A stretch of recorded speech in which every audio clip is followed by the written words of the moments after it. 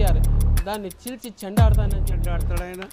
ఆయన చెండు లేదు ఆడకం రెండు మాటలు మాట్లాడితే అంతకంటే దౌర్భాగ్యం ఏం లేదు. అసలు ఏం మాట్లాడుతుండో అర్థం కాని పరిస్థితి. ఆయన కానీ ఆయన కొడుకు కానీ అల్లుడు ఏం లేదు. చెలుకులు పడుతున్నాయి, పలుకులు పడుతున్నాయి. రేవంత్ సర్కార్ ప్రవేశపెట్టిన బడ్జెట్ కేసీఆర్ దాన్ని చీల్చి చెండాడతానని చెప్పేసి అంటున్నారు. అయితే వారిచ్చినటువంటి ఖాళీ ఖజానాను దృష్టిలో పెట్టుకొని మాట్లాడిన మాటల మీద ఇప్పుడు మనతో కాంగ్రెస్ పార్టీ సీనియర్ నాయకులు రాపుల రాములు ఉన్నారు. వారితో ఒకసారి చెప్పండి ఆయన, అసలు ఖాళీ బడ్జెట్ ఇచ్చారు, ఇది బడ్జెట్ని చీల్చి చెండాడతామంటున్నారు, ఎంతవరకు కరెక్ట్ అది? ఏం చెండాడతాడు ఆయన? ఆయన చెండు లేదు ఆడకం రెండు లేవు. షెడ్ లేదు, గ్రౌండ్ లేదు ఆయనకు.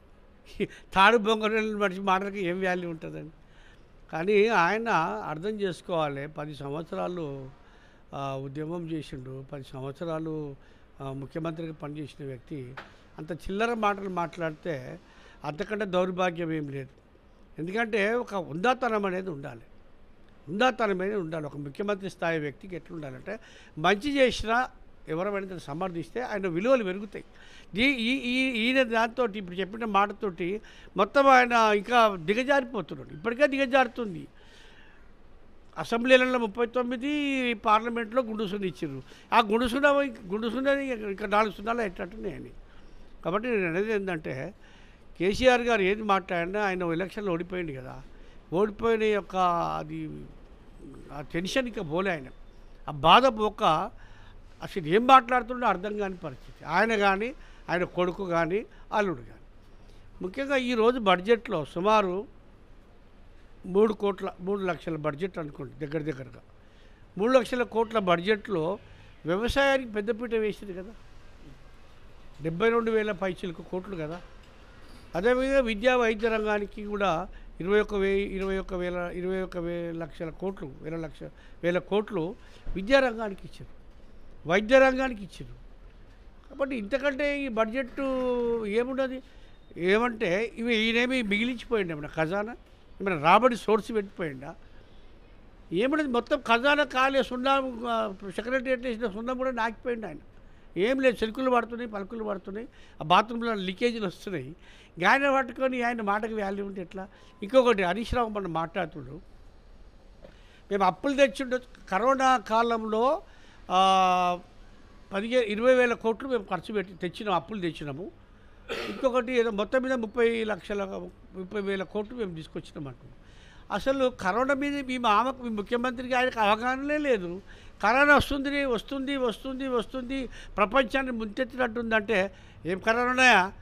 అది మన తెలంగాణకి రాదు, దాన్ని రానీయము, 1000 కోట్లు ఖర్చు పెడతారు, రానీయము అన్నాడు. అదేవిధంగా పారాసెటమాల్ ట్యాబ్లెట్ వేసుకుంటే తగ్గిపోతుందా? ఏం బీమారే, దానికి భయపడాల్సిన అవసరం లేదు. నేను మా డాక్టర్ ఉన్నాడు ఒక ఆయన అంతర్జాతీయ డాక్టరు, లేకపోతే ఆయన చంద్రమండలంలో ఉండి వస్తాడో తెలియదు, కానీ ఆయన చెప్పినట్టు నాకు కరోనా వస్తే పారాసెటమాల్ వేసుకోమని. మరి ఈయనకు కూడా కరోనా వస్తే పోయి గాంధీ హాస్పిటల్ వనలే, యశోద హాస్పిటల్లో అన్నాడు.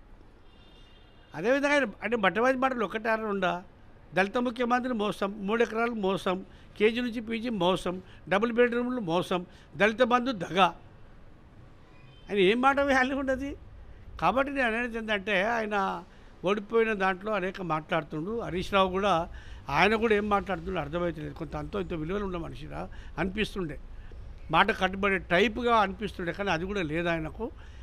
కాబట్టి నేను అనేది ఏంటంటే మొత్తం జీరో బడ్జెట్ కూడా ఇలా లేని దాన్ని కూడా వీరు కష్టపడుతూ ఉన్నారు. మా ముఖ్యమంత్రి గారు కానీ, ఫైనాన్స్ మంత్రి, డిప్యూటీ సీఎం కానీ, క్యాబినెట్లో ఉన్న మంత్రులు కూడా చాలా కష్టపడుతూ ఉన్నారు. ప్రతి రూపాయి పోగు చేసి హామీలను నెరవేర్చుకోవాలి. ఈ విధి లెక్క బట్టవాజీ మాటలు మాట్లాడొద్దు. ప్రజలకు మనం ఏం హామీ ఇచ్చిండో రాహుల్ గాంధీ గారు ఉన్నారు, సోనియా గాంధీ గారి మాట, ప్రియాంక గాంధీ గారి మాటలు ఏమాత్రము దీన్ని తీసిపోనీయకుండా ప్రజలకు హామీ ఇచ్చి నెరవేర్చాలి. ఖచ్చితంగా ఎన్ని కష్టాలు వచ్చి నెరవేర్చాలనే ఉద్దేశంతో ఈరోజు మరి రైతు రుణమాఫీ కానీ, అదేవిధంగా ఫ్రీ బస్ కానీ, ఇవన్నీ కూడా మొత్తం సంక్షేమ కార్యక్రమాలు అన్నీ కూడా చేస్తూ ఉన్నాం. అదేవిధంగా రైతు బంధు కూడా డిస్కషన్స్ అవుతూ ఉన్నాయి. డిస్కషన్స్ అయినప్పుడు దానికి ఏ మేరకు చేయాలి, రైతు సదస్సులు పెడతా ఉన్నాం. ఏ మేరకు చేయాలి, ఎన్ని ఎకరాలకు తీసుకోవాలి, ఎటువంటి భూములకు ఇవ్వాలి, కౌలు రైతులకు ఏమి ఇవ్వాలి, రైతులకు ఏమి ఇవ్వాలి, వ్యవసాయ కూలీలకు ఏమి ఇవ్వాలి, ఇవన్నీ కూడా కొంత చర్చిన తర్వాత అవి కూడా ఇస్తారు. అసలు కేసీఆర్ అర్హత లేని మనిషి, ఆయన అనర్హుడు, ఏం మాట్లాడడం వీల్లేనటువంటి ఆయన. ఎన్నో మాటలు చెప్తాడు, గాలి బుడుముఖ మాటలు. ఆ బుడగలే ఆయన మాట కానీ ఆయన విలువయాల్సిన అవసరం లేదు. గతంలో కూడాను ప్రజల్ని రెచ్చగొట్టే వ్యాఖ్యలు చేశాడు. ఇప్పుడు ఈ బడ్జెట్ విషయంలో కూడా రెచ్చగొట్టే వ్యాఖ్యల మీద ఏ విధంగా భావించవచ్చు? గతంలో ఒక సెంటిమెంట్ ఉండేనండి. ఏం సెంటిమెంటు? తెలంగాణ సెంటిమెంట్ ఉండే. దానికోసం ఏదైనా చేస్తానన్నాడు, తలకాయ నరుక్కుంటున్నాడు. అబ్బో ఆయన ఎందుకని మేమే చచ్చిపోతామని ఈయన చనిపోయారు.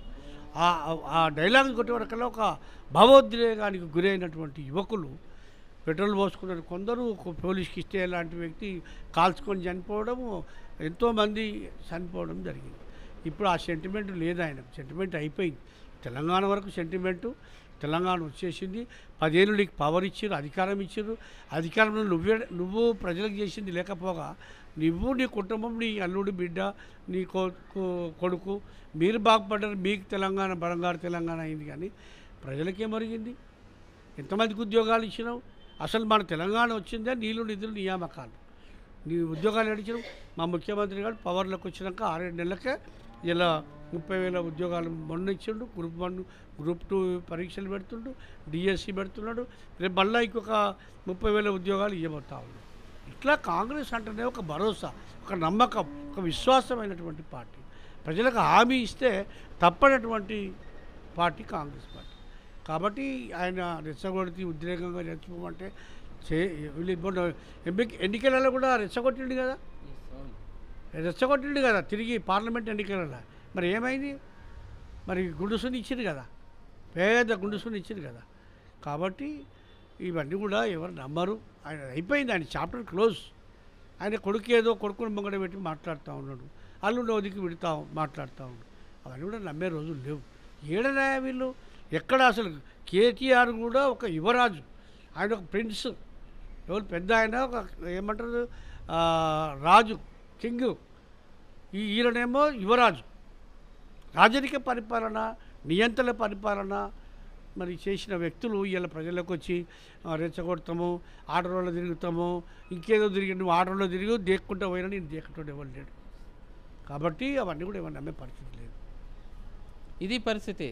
తెలంగాణకు ఖాళీ ఖజానాను అంటగట్టేసి ప్రజల్ని రెచ్చగొట్టే వ్యాఖ్యలు చేస్తే ఇక తెలంగాణ సమాజం ఊరుకునేది లేదని చెప్పేసి వారి మాటల్లోనే అంతర్ధానం.